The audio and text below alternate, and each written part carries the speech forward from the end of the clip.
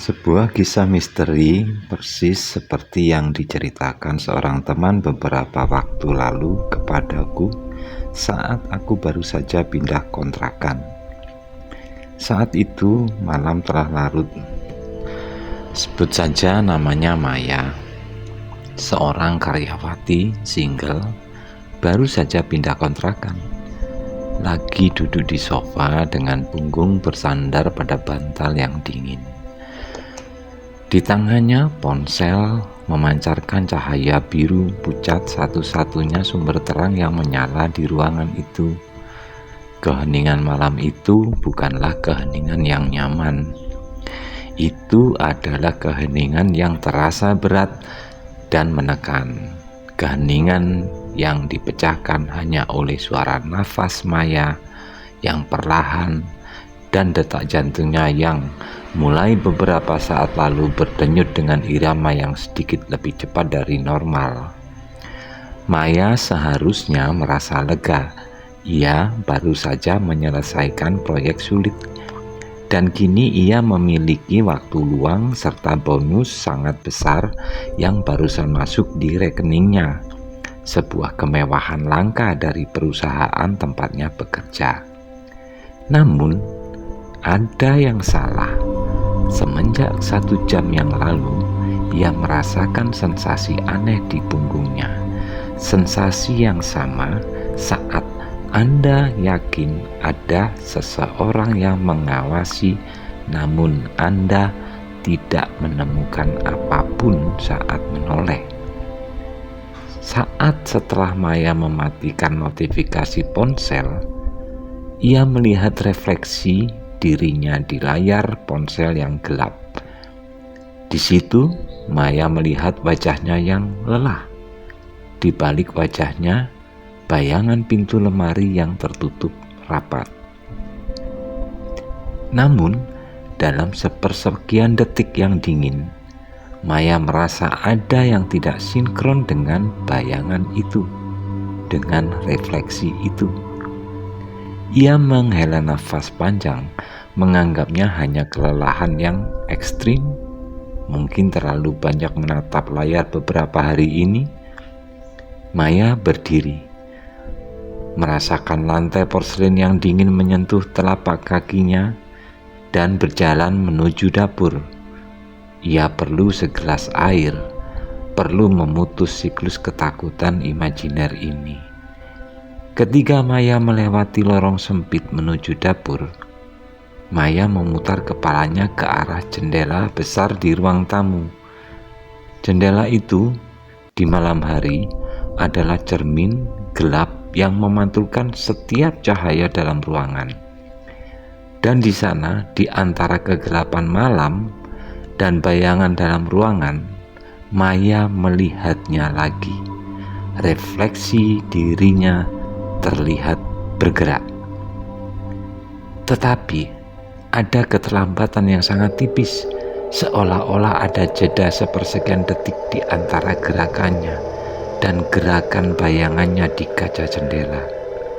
Ia menggerakkan tangannya ke pinggang, dan bayangan itu bergerak. Tapi rasanya tidak dalam waktu yang sama persis.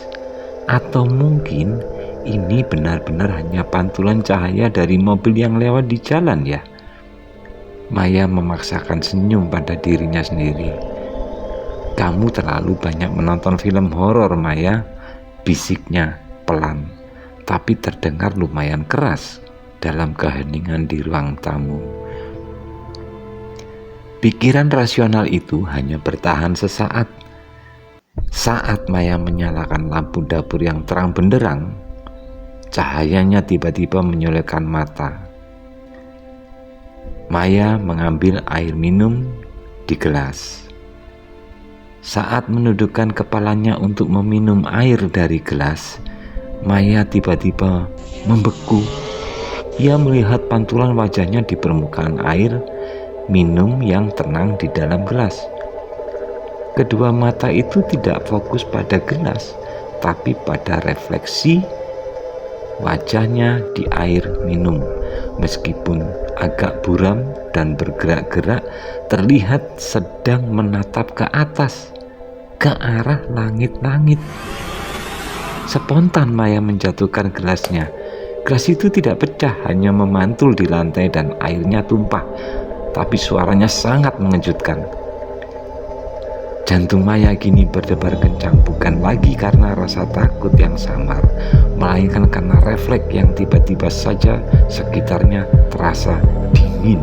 Itu bukan kelelahan, itu bukan imajinasi.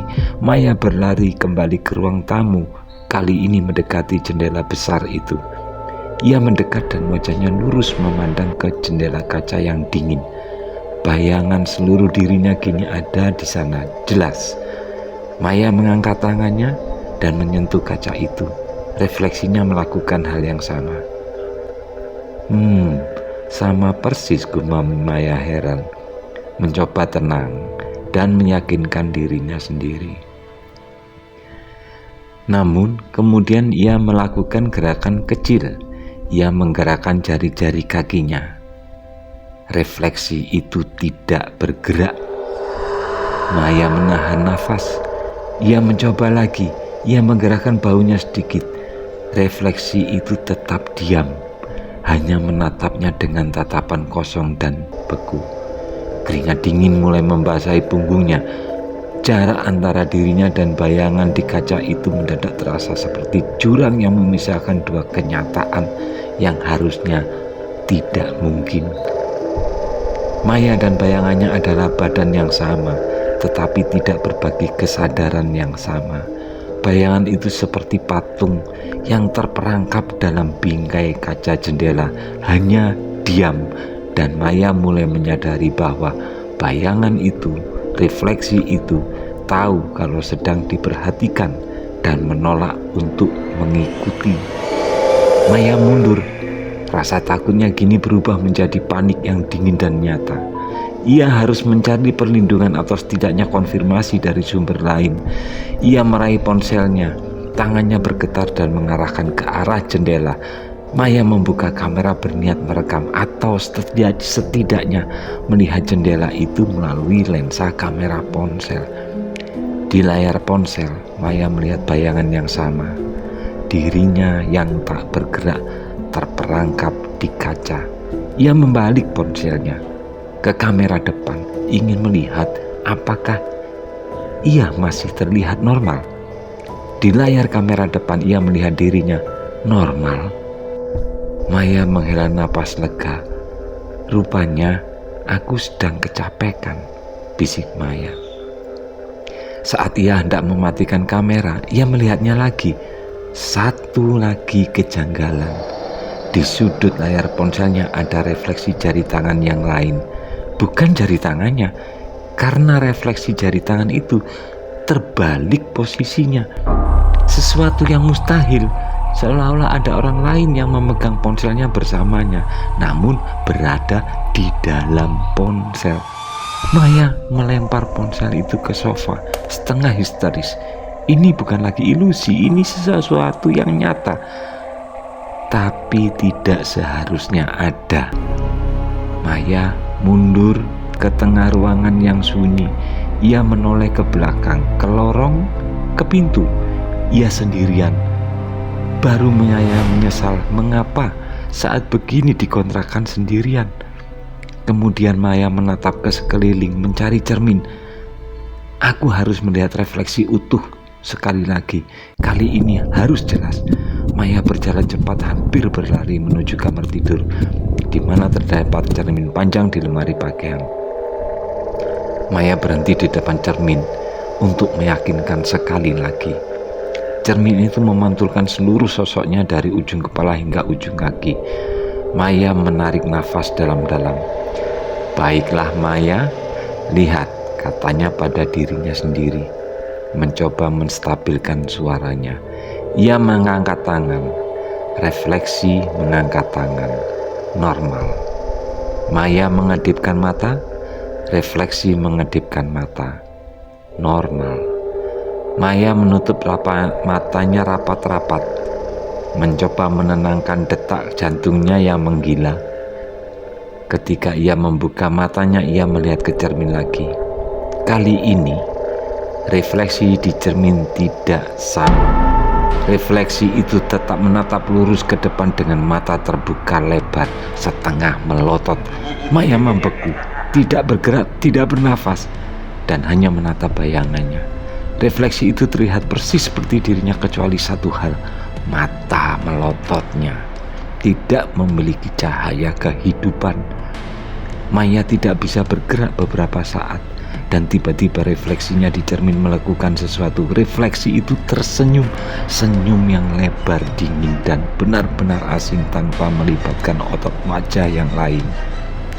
Senyum yang bergerak kaku, patah-patah mengerikan dari wajahnya di cermin. Maya menjerit. Ia mundur tersandung meja kecil dan jatuh ke lantai. Suara jatuhnya berdebum sangat keras dan menggema. Ia segera bangkit gemetar dan meraih lampu di meja terdekat, mengarahkannya ke cermin.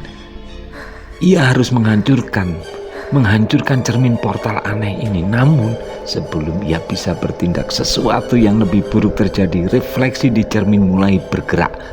Refleksi itu mengangkat tangan yang tidak memegang lampu. Refleksi itu perlahan-lahan meletakkan tangan kirinya di cermin seperti sedang mencoba merasakan permukaan kaca. Maya hanya bisa menatap ketakutan, melumpuhkan semua otot-ototnya.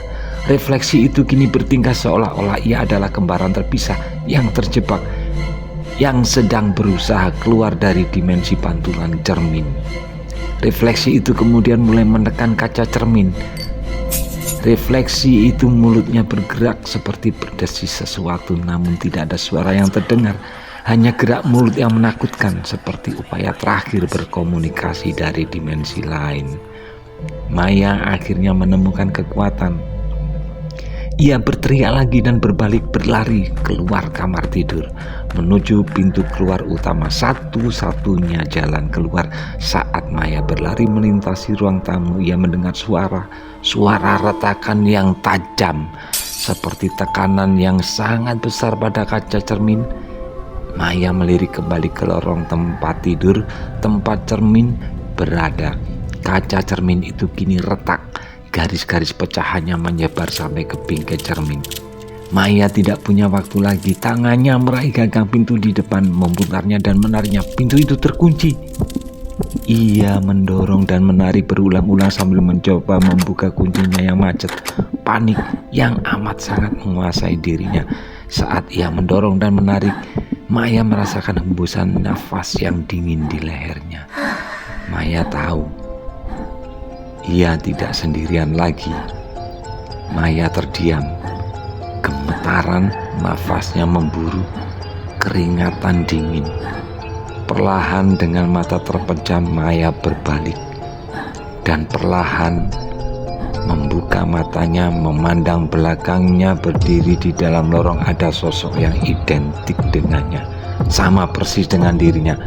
Dari ujung rambut hingga pakaian yang dikenakannya, hanya saja wajahnya masih mempertahankan senyum yang ia lihat di cermin. Senyum yang tanpa kehangatan, tanpa jiwa. Maya hanya bisa menatap kengerian itu. Tubuhnya terasa beku, tak bisa menutup mata juga. Sosok kembar itu maju dengan gerakan patah-patah yang cepat, tidak mengucapkan sepatah kata pun. Refleksi itu hanya mengangkat tangan dan melakukan gerakan yang paling menakutkan. Ia menyentuh pipi Maya. Saat jari-jari keras dan dingin itu menyentuh kulitnya, Maya merasakan dirinya terlepas, seolah-olah jiwanya sedang ditarik amblas ke bawah keluar dari tubuhnya. Dalam sepersekian detik berikutnya, kesadaran Maya bergeser. Tiba-tiba ia tidak lagi berada di ambang pintu. Ia tidak lagi merasa panik yang dingin dan menusuk, tidak lagi merasakan lantai kontrakan, tidak lagi melihat apa-apa. Maya menjerit sekuatnya, tapi suaranya seperti gema di lorong tak berujung.